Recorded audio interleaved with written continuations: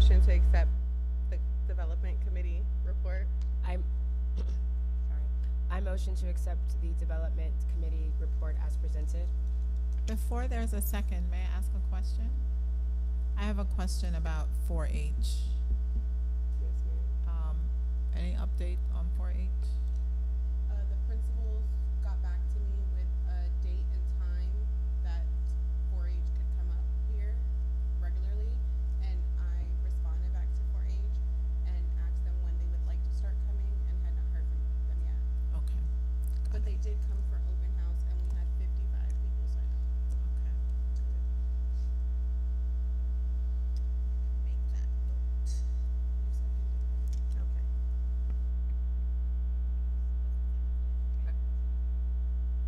I motion to accept the development report as presented. I second the motion. There's a motion to accept the development committee report as presented. All in favor, please say aye. Aye. Thank you. Academic, do you want to go before finance or? Okay.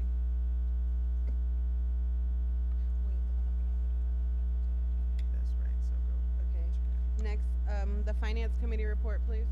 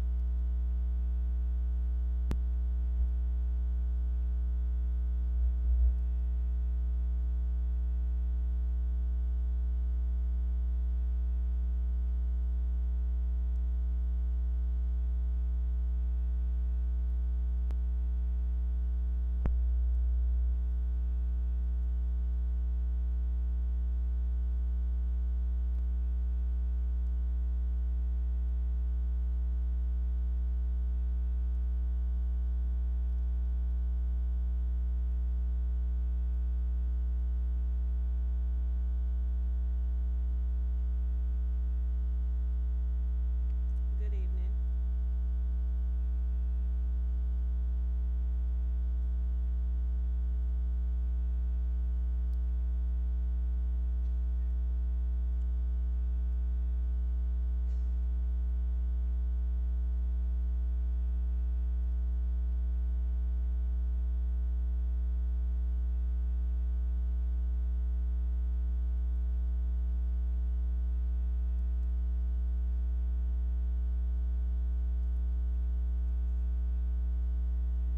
Good evening.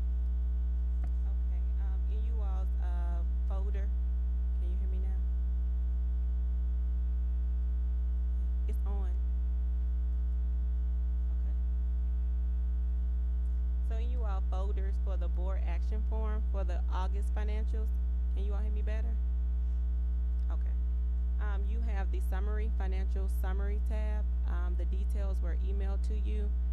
It's the snapshot with the revisions that were discussed at the finance committee meeting.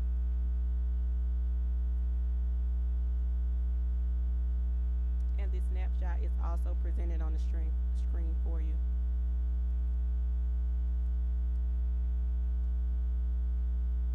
So here you see the financials for August 2024. Here we have the budget versus actuals for the year to date, which will cover July and August. Underneath that, we have the budget versus actuals for the projections.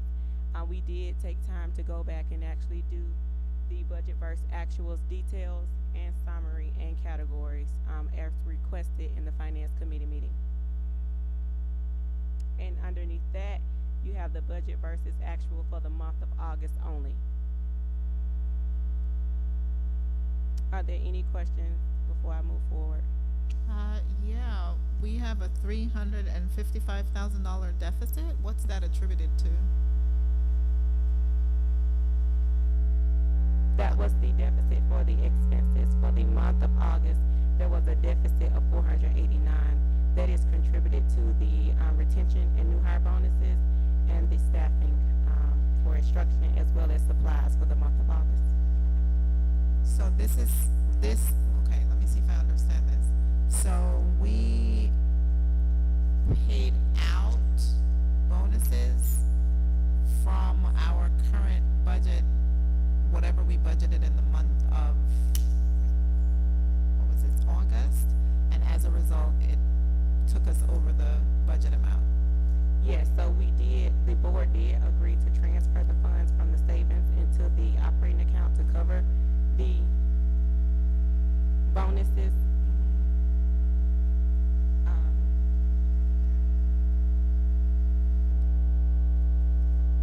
They did, agree to transfer the $350,000 to cover the retention and new hire bonuses.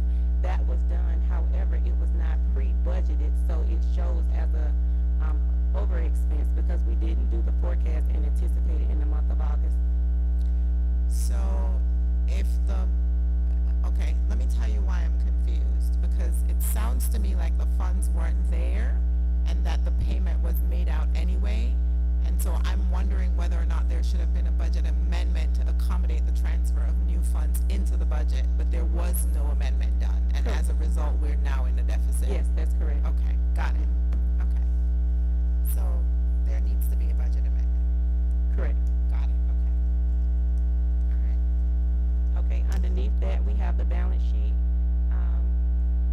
As of August 31st, there were $3.9 million in cash in the bank accounts. We have accounts receivable of $1.5 million, totaling the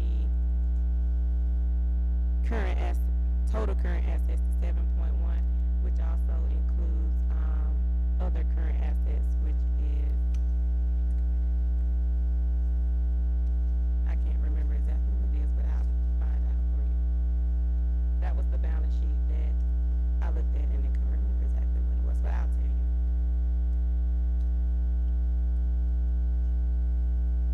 Wait a minute. Are there any questions for the balance sheet?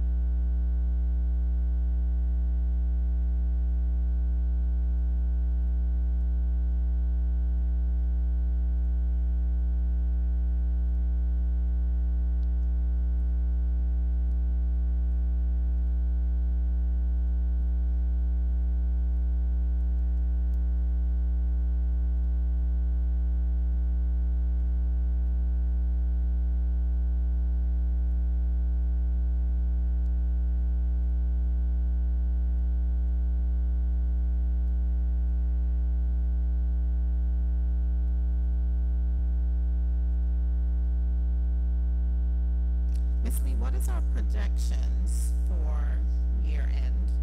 Because the reason I'm asking you this question, I'm uncomfortable with us spending money we don't have. We have not spent anything that was out of budget. We kind of discussed that at the finance committee meeting, in which we did go back and do the forecasting to project out for the end of the year, but I still would like to meet with the individual departments to get a better grasp of timeline and then give updated projections. But when it comes to the board level approved categories, we are within those amounts. Okay, so let me tell you why I'm confused. Because just a moment ago, you shared with me that we needed to amend the budget. And we Yes. needed to amend the budget because we approved bonuses that were not budgeted originally, and we went ahead and we paid those, I don't like the word The- bonuses, the bo- incentives. Right, the board, We paid some incentives out. the board also provided that revenue, however, that revenue was not budgeted. My point exactly. Right. So I'm agreeing with you. Mhm. I'm not agreeing with anything you've said so far. My confusion is that even though we know it wasn't budgeted and we know we need to do an amendment, we spent the money anyway. I'm saying I'm uncomfortable with that. If the board gave the authorization for the funds to be spent, then we need to shore up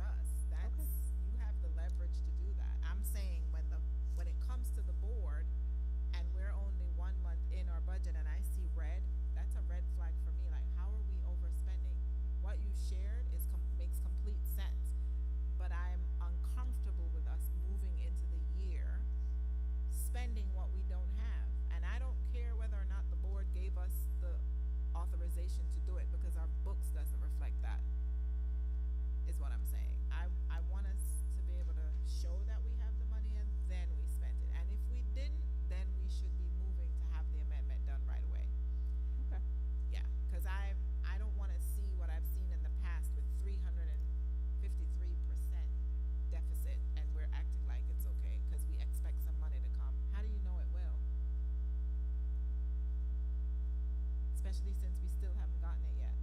Yeah, I understand. We have been discussing the budget amendment, so it's in the works. Um, we'll have to sit and meet with the individual departments, into accounting for, the federal revenue as well in that budget amendment, so we don't have to do them so regular. Frequently. Yeah, that makes sense. Thank you. No problem. Yeah. Using the revised formula from the finance committee meeting, I would report that we have 186 days cash on hand, using the $3 million cash as of August 31st. Can I just say to the board that we are required to move funds into our, no, not operating. We are required to move funds into our, help me, Ms. Roberta. We have to set funds aside for, we're required to do it by law, so there's too much cash on hand. Contingency budget, thank you. Woo, I'm getting old. We have to move funds to the contingency budget, and so I think we need to think about how much of those funds we need to put in those contingency funds, because having that much cash in hand doesn't help us. So we need to do that, and then plan strategically what we do with the rest of the funds that are available. So I think we need to make that note and have our treasurer find out from the board what they believe would be the most appropriate dollar amount to move. What was that dollar amount again, Miss Lee? Cash on hand, Uh-huh. 3.985. 3.985, okay. Thank you. You're welcome. Okay, we'll move on down, to the, income and expenses, budget versus actual summary. This is the revised, report from the finance committee meeting, which is the document or the report that was shared in that May 21st email.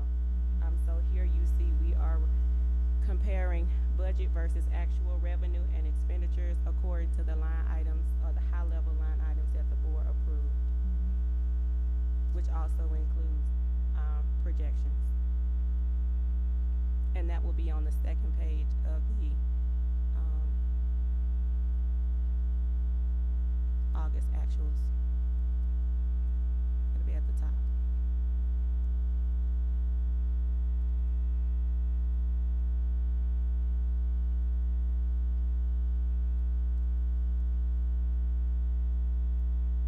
I have one more question. Yes, Is that ma'am. okay? Mhm. All right. So my question is with regard to our spending and our enrollment, numbers and the alignment between our enrollment and our spending. Have we done an analysis to see where we are and what plans we may need to take to hold our spending according to our enrollment, numbers? We have not. Any reason why we haven't done that? Just asking. Dr. Bosby, you wanna? Good evening. Our current enrollment is 537, and so we're not quite at the contingency budget threshold yet of 540. Well, I'm sorry, 560. And so now we're looking at, we're still looking at how our overall enrollment is kind of flattening out, and that's part of the head of schools report. We have open seats in 3 grade levels. And then we have registered students, and then we also have part of the wait list. And so we're still in the process of meeting, and calling students off the wait list. We have had a decline in enrollment because we did have students that enrolled, but then they had, special needs that were not able to be met at the school level. And so working with Dekalb, we, got them to their appropriate, placements. And so therefore we did have a decline. So we're still in the process of working through the enrollment and shoring that up to make sure that we have the exact numbers. FTE is October 1st, and so that is coming, and so we realize that is coming, and that is our day for looking at what our enrollment is, and that's the number that will go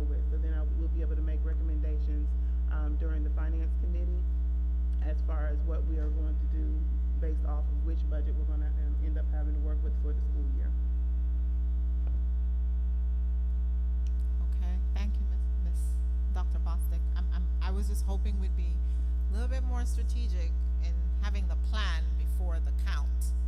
So hearing you say you haven't is I'm not sure how the rest of the board feel. It's been on my radar for some time and a concern of mine. So I'm giving you all the benefit of the doubt that you will come together and figure it out, and then let the board know where we are in terms of our enrollment relative to our spending.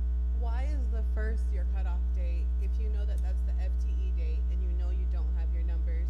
We've been in school 2 months. People have gone where they're going. They're not going to pull their kids to come enroll them. You're calling people off the wait list. Those people were sitting on the wait list since open enrollment. They're not coming.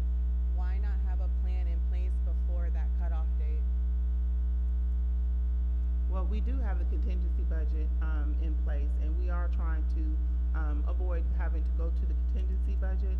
However, the enrollment has fluctuated over the last couple of weeks, and the first 10 days was not indicative of what it is right now, as the enrollment is right now. And so it is a fluctuating number, but the contingency budget is the next step.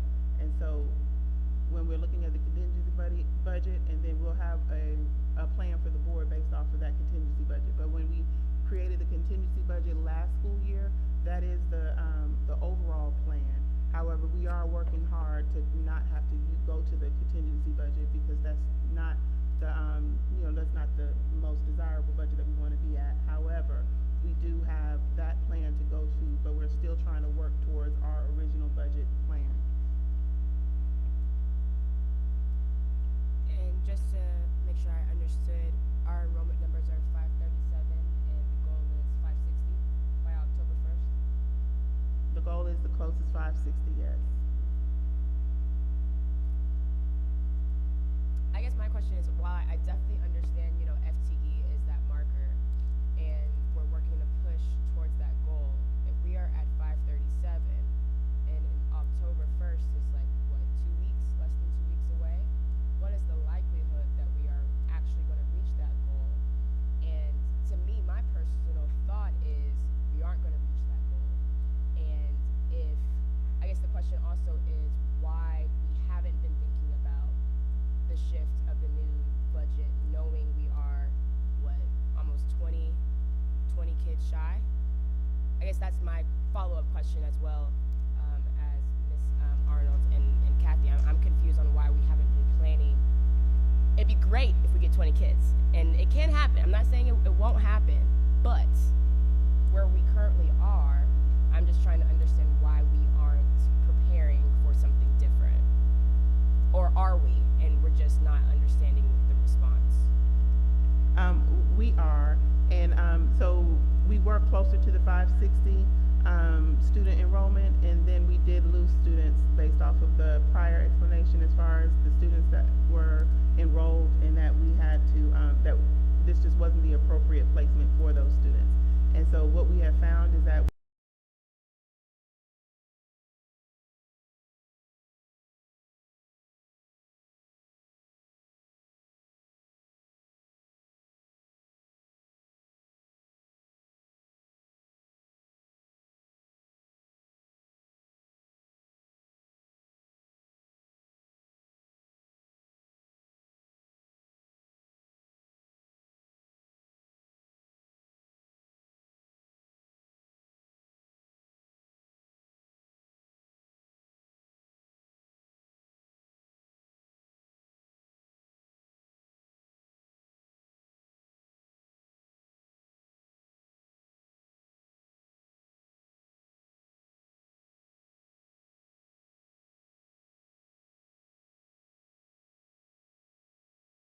count day, and our next FTE that happens in March kind of just serves as support for that first FTE day. So we are working diligently to ensure that we have the best enrollment number for that October 1st FTE day. Do you know how many kids we lost due to them having needs that we couldn't accommodate?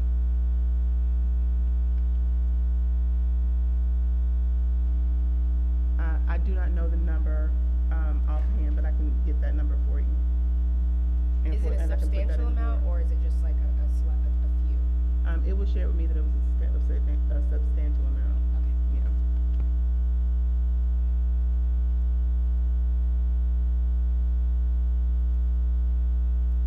Do we have any questions for this report?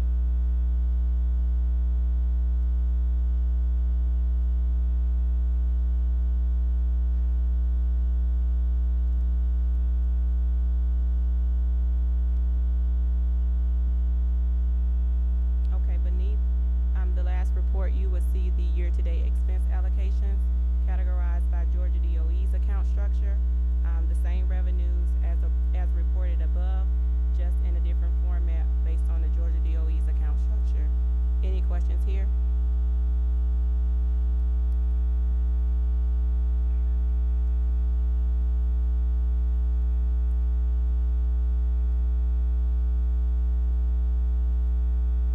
Okay, and beneath that, we have the reporting structure that is used for the annual audit by SCSC as well as Georgia DOE.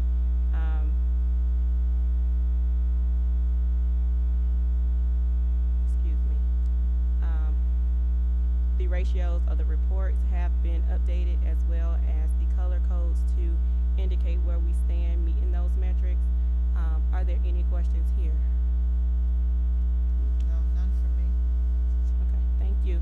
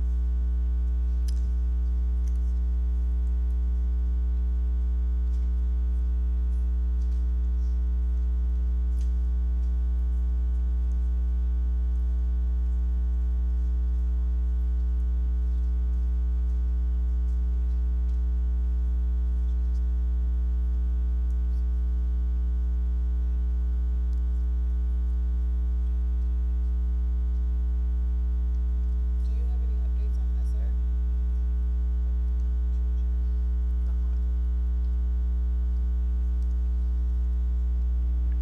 Ms. Lee, can you, come back and do the updates for ESSER?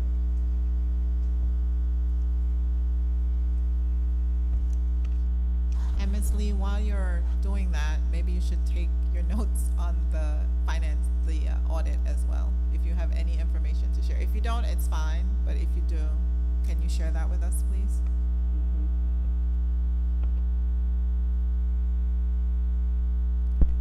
Okay, I will start with the ESSER update. The total ESSER budget is 1.6 million. We have submitted total reimbursements for 1.5, which is salary reimbursements. The remaining balance is for the Apple Lab and the carpeting. Those are going through purchase requisition, so we have received the purchase orders for those as well. The reimbursements, we have received purchase orders for 1.2 million. So checks should be arriving within 3 to 5 weeks for those, and we are waiting on the remaining 300,000 for ESSER purchase orders to be in the mail. They are being mailed based on their approvals. I spoke to the representative at Dekalb. He indicated that they all had been approved, and we were just waiting on purchase order. Once purchase orders are received, the next step is checks. And so the next amendment that you do will be addressing all of Yes. it. Got it, thank you. Dr. Bostic, will you provide the audit update? Yes. Thank you.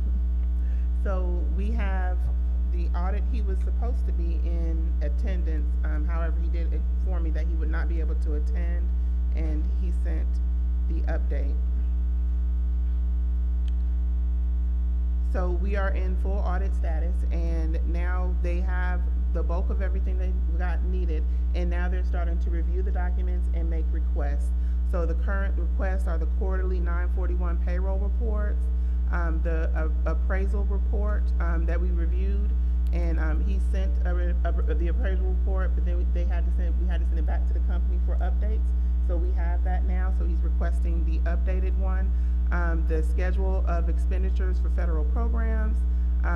He said testing is complete for the expenditure accounts receivables and payable, search, cash, pension, and revenue, and accrued payroll. And they have adjusted, the auditor has proposed adjusting journal entries to be correctly account for insurance premiums and pension deferred outflows and accrued payroll. So those are the things that are now that they're requesting. So we've submitted a lot of things, and now they're requesting documents to support the things that they're going to audit. And so we're in the middle of that, but we are on track for our audit currently.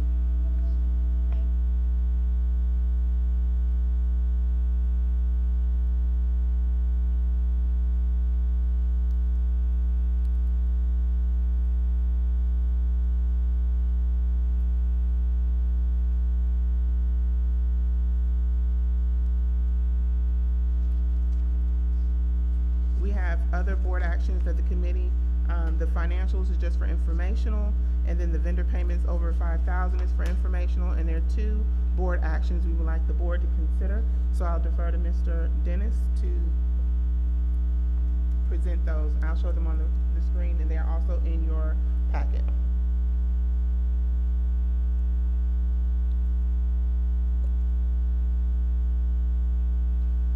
So the first form you'll see is the reimbursement for Ms.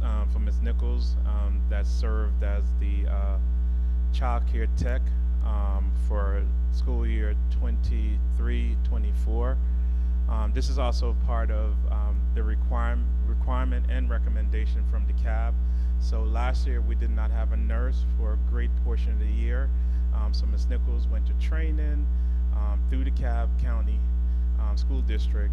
And so I have included the board action form as well as the child care tech piece of it, and as well as the hours that she worked. I have a question before we move for taking action. Is Ms. Nichols still operating in this capacity? She's in, not yet, because we do have a school nurse. So as far as this year, we do not need her in this capacity yet, because we do have a school nurse. It's only intended for in case of emergency, do we activate those people if the nurse is not here. Let's say the nurse is absent, which the nurse hasn't been, then we would definitely have to activate someone, and we will reach out to the Dekalb and provide the training. During the finance meeting, it was mentioned that we need to take a different approach. So before we present anyone, we're going to go based on the recommendation that was suggested during finance and present it to the board first in the board action form. Okay, Yeah. all right. But for this year, right now, we do have a nurse. Got it, okay, no worries. And that's exactly why I asked the question, because I'm sort of kind of trying to figure out where the lines are drawn so that the board has a clear understanding of this person's role. So this action is not for something that is current, it's for something from the past. Yes. Okay, and so I would want the language to say that. The language on the On the board action form to say. correct, yeah. And if it did, forgive me if I didn't see it. So number 1 says 23-24. So that's the, oh yeah, because we're in 24, 25 Yes, now. yes. Thank you, yes. Clearly stated, I stand corrected, thank you.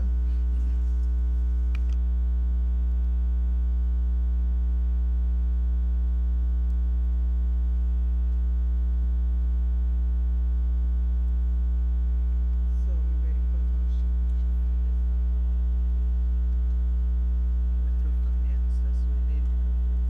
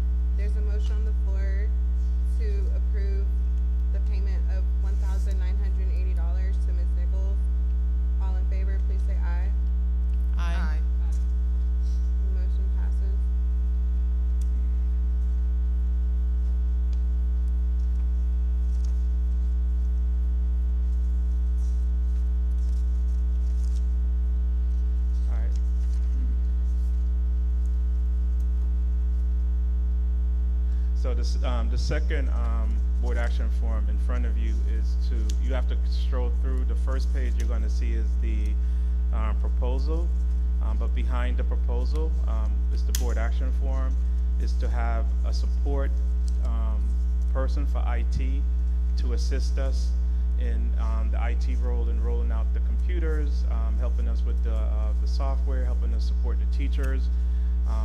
When we discussed this during finance, we only had one quote. So during finance, it was recommended that we get the additional quotes, and I did include the additional quotes in your packet. So you'll see the two additional quotes, but the recommended person that we're going with is Mr. Moore, and that's to be for approximately 9 months at $26,892,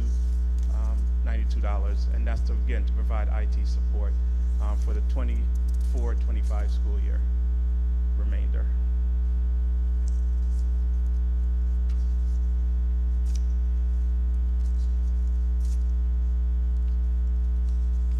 Are there any questions from the board? Yes, Mr. Dennis, I'm looking for, you said there were two other quotes in. Yes, there.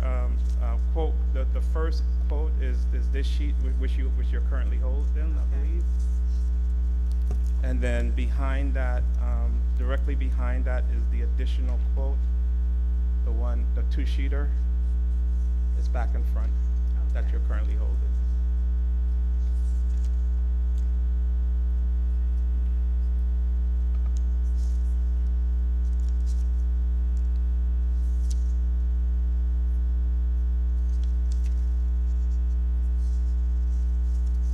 This is different.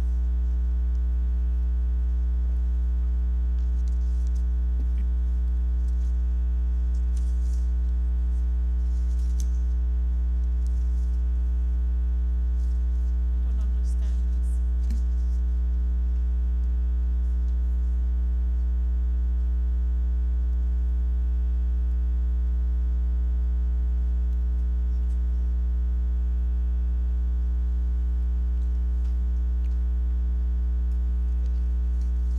It's right here.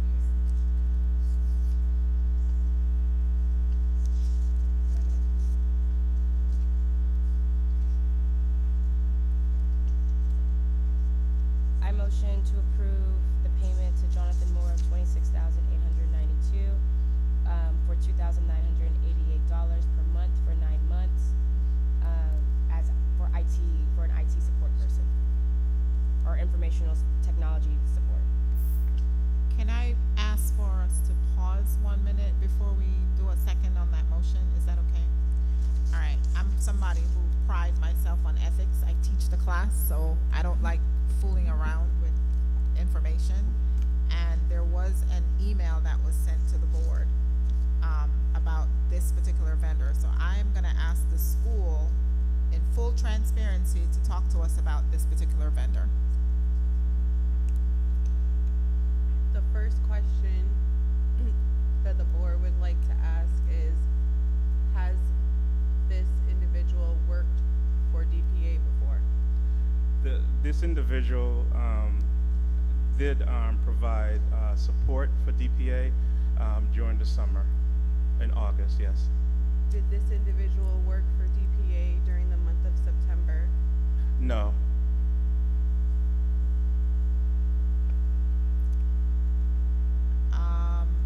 Okay, so the individual clearly worked for us. Why I don't recall this individual coming to the board for approval. So that is my challenge with this. Right. When the individual came, it was in a consultant contract role, and that was in August. No, it was not presented to the board at that time because the dollar amount was under 5,000. So the individual came into work somewhat like as a contractor and provided services. Yeah, but that's no excuse, Mr. Dennis. Okay. Not at all. That's someone who's being hired for services. So whether they're an employee or they're going to be working with the school at all, they're going to be interacting with our folks. So the board, I don't care if it's for $1 or 50 cents, they still have to get approval by the board for, and with all of the necessary things, their background checks and for all the liabilities that it would open the school to, we Right. have to ensure that we safeguard who we're doing business with. And that concerns me because the way it's being presented is if it's brand new, but it's not. And that bothers me because I would have much preferred if someone said, we're presenting this person to permanently work for us. We made an error by not bringing it to the board in the beginning because it was under $5,000 and we misunderstood. That kind of clarity, I don't have a problem with. But if it sounds to me like you're being evasive and I know differently, I'm gonna call you out. And I feel like that's what I don't want to. Yeah, that kind of rubs me the wrong way. May I say something? Sure.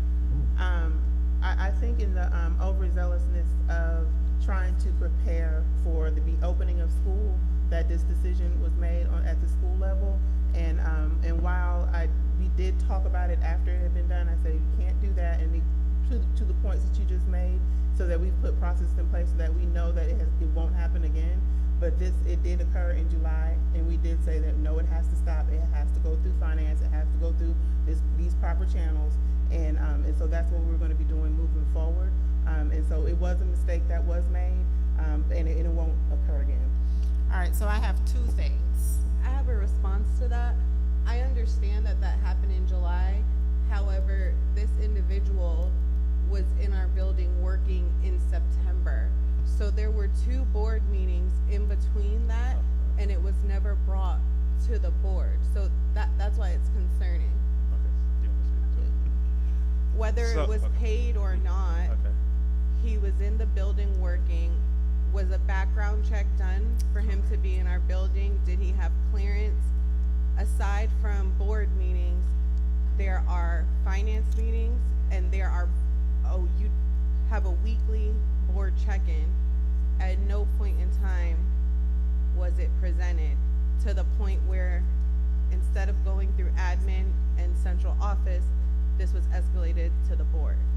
That is the concern. We have this. Okay. Sorry, I apologize, Dr. Bostic.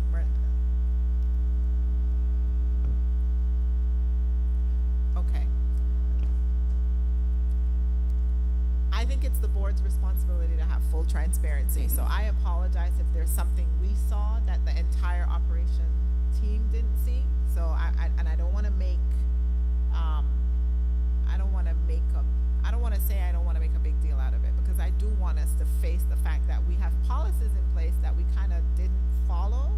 So for that reason, I want to make sure that, like you said, we avoid that. But there are 2 things going on here for me. One, who was the person or the vendor working before, and if we terminated them, that didn't come to the board, because terminations and hire and approval of contracts still have to come to us. So if there was a person, a contractor, or someone doing that before, whether they were on our team full-time and they left, that needed to come to the board, so we knew that person left, and then we knew there was a vacancy, and then we decide that the new way that person is coming in is either through a contract or through a hiring in the vacancy. So I just want us to be clear about how we go about doing those things, because what we don't want is for someone to be a part of our team and there's some issues and the board is blindsided because we didn't approve it, we don't know who they are, and we don't know there was an issue.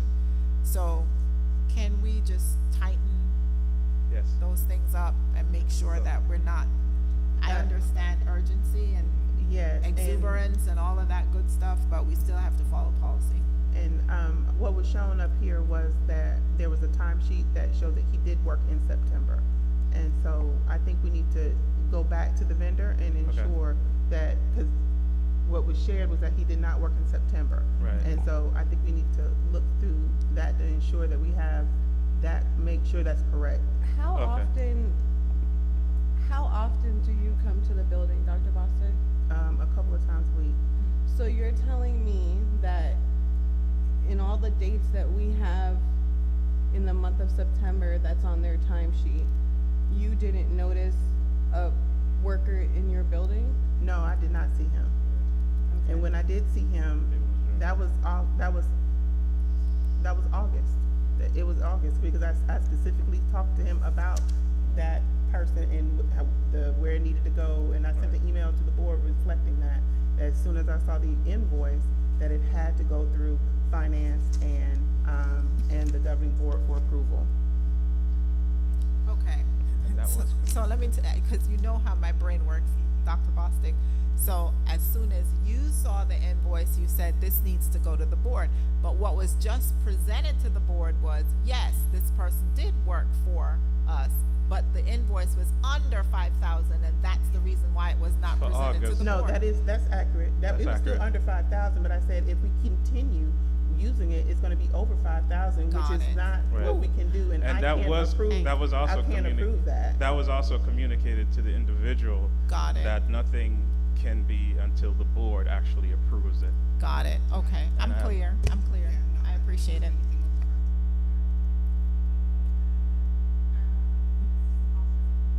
Ms. Robinson, please move ahead with your motion. I just want to be clear that we all have a full understanding of policy and process. Thanks. I motion to approve Jonathan Moore for a total of $26,892 at $2,988 per month to be paid monthly for 9 months for the information technology support. I second the motion. There's a motion on the floor to hire Jonathan Moore in the total cost of $26,892. All in favor, please say aye. Aye. Aye. The motion passes.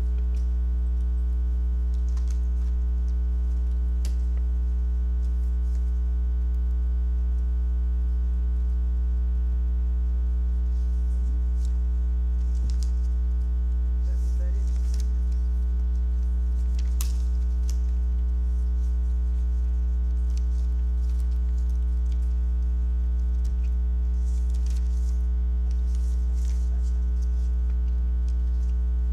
The academic committee, please. Thank you and good evening, everyone. The academic committee met on Wednesday, September 11th, and we discussed our student numbers, our student enrollment, as well as the students that are currently on the numbers that are currently on the wait list. We discussed test data and MAP that is coming, was in process, and other tests that are currently being given, such as COGAT and ITBS to test our gifted students, as well as GKids that our kindergarten students are involved in. Our special education department reported that they are currently serving students. All students are on target and being served correctly. And the MTSS also gave a report on enrollment and progress monitoring in that program.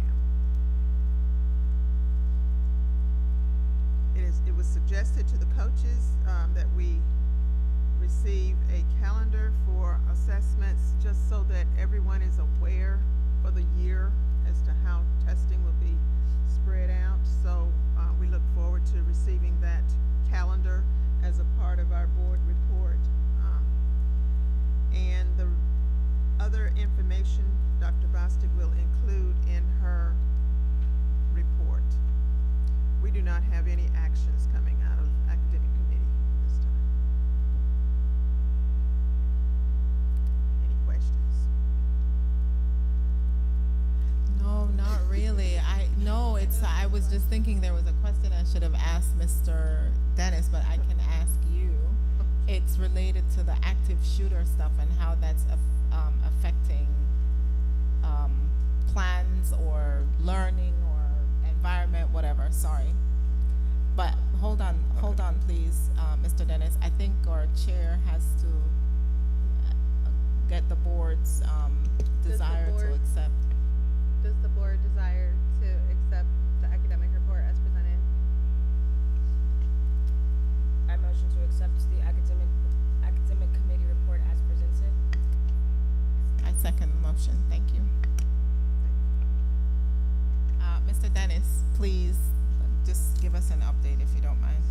going to be brief.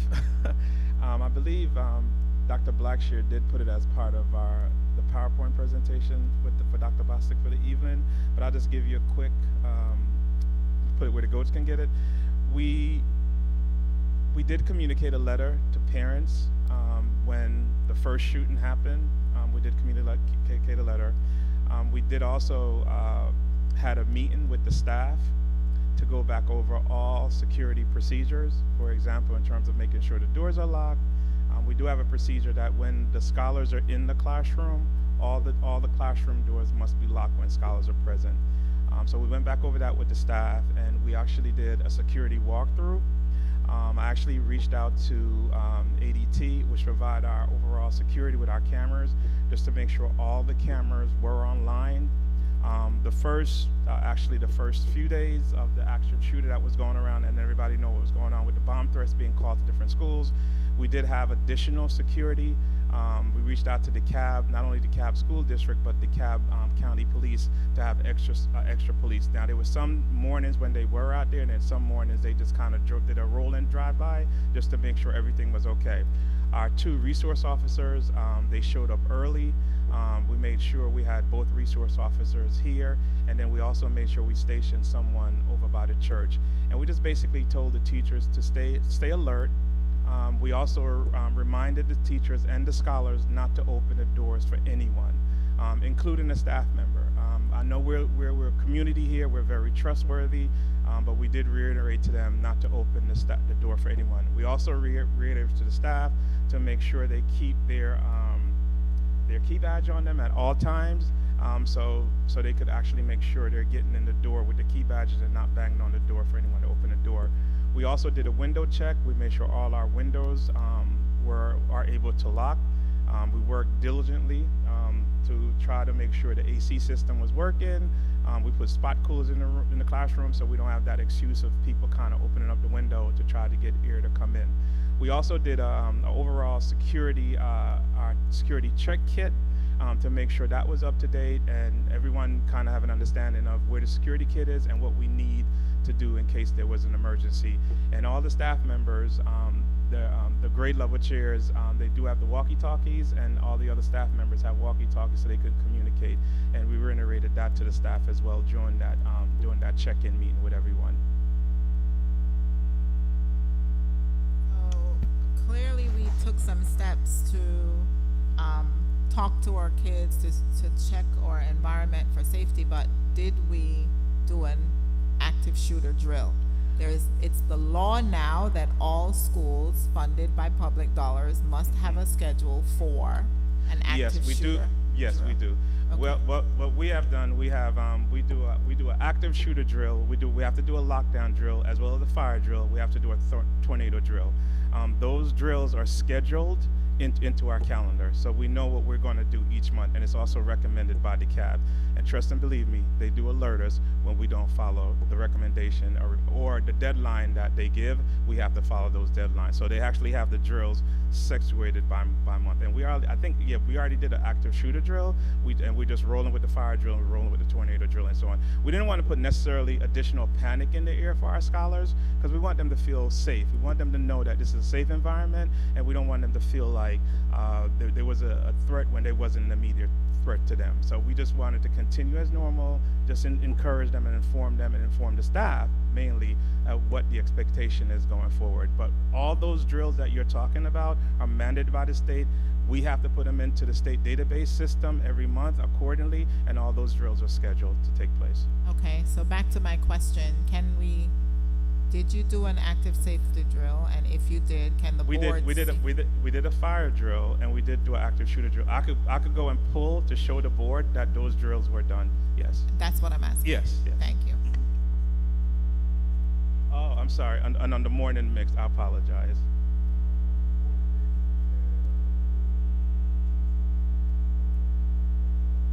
Yes. Right. As a reminder. Thank you. Yes. And Thank all you the for that. classroom windows, because by law we have to have windows. The windows need to pull down drill. And also the difference now is that the active shooter drill in the past, you kind of have to close the outside shades, right? But now, if there's an active shooter in the building, they don't want the shades down because the SWAT teams need to be able to see what's going on in that classroom as well. Okay. Got it. Thank you. You're welcome. Just wanted to make sure we're staying on top of our many, many moving parts. Thanks.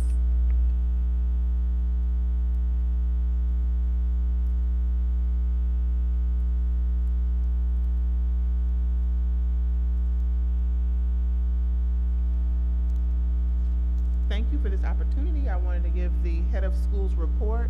I want to say a hearty, hearty, hearty congratulations to our teacher of the year. Ms. Sampson is a 5th grade science teacher. And we also have the support person of the year, Ms. Evelyn Guyton, and then the classified employee, Ms. Judy Atkins. They will be celebrated at GPA all school year, but then also Dekalb has a overall banquet that they've been invited to, and they'll be attending that with, we purchased, I think they have a table of 10. So it'll be them and a guest that will be able to go to the DeKalb County honoring fair. All right, the employee of the month is Ms. Vicky Moss Fowler, our 8th grade teacher. She received the Take the Cake Award from our Charter Collaborative meeting for high growth on the Georgia Milestones Assessment. So I wanted to really make sure we highlighted our teachers. And then we do have some academic highlight teachers as well. Ms. Payne and the STEM teacher and the egg drop activity. Mr. Blair Williams, the art teacher. Mr. Bernard Robinson, our band teacher. And so now just coming up on the upcoming activities, we have our annual Title I night coming up and curriculum night, and then our school choice expo this Saturday. And then in the month of October, I hope you are ready for a grand time on October 5th for our fall festival. And then we have Think Pink, Grits and Grands, and Fall Break with the Homecoming Week and the PSAT, and our Red Ribbon Week is October 28th through November 1st. We went through the enrollment. We are involved in teacher keys and leader keys. We're on track with our observations, and these are the drills that they mentioned before. And then we have 2 vacancies, 1 gifted teacher and 1 ESOL. Those are our 2 vacancies. Thank you. That concludes the head of schools report.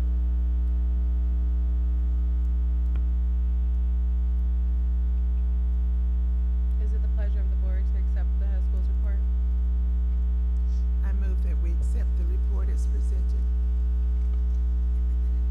Is there a second? I second.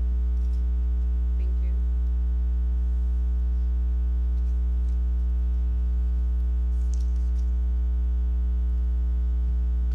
Now that we have accepted the head of schools report, we will move to our public comment. This is a time for any of our stakeholders on Zoom or YouTube to put their questions into the chat, please.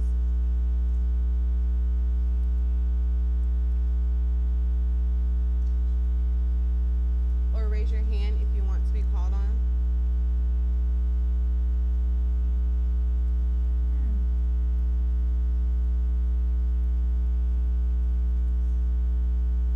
Anybody? You have questions?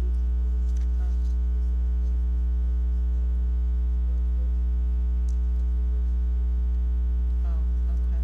Yeah. Thank you, Mr. Dennis.